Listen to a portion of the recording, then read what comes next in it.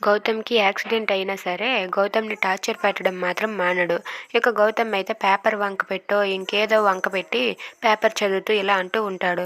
ఏంటో నేను రాసిన పేపర్లు ఎంతోమంది చదివేవారు. కానీ ఇప్పుడు నేనే ఎవడో రాసిన పేపర్ చదవాల్సి వస్తుంది.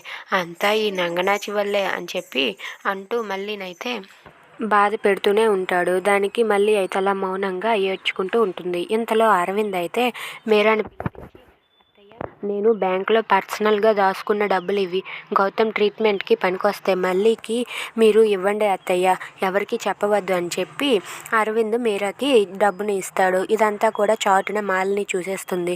ఇక అక్కడే ఉన్న వసుంధర కూడా ఏమైందమ్మా అని చెప్పి అక్కడికే వచ్చి అది కూడా చూసేస్తుంది వసుంధర.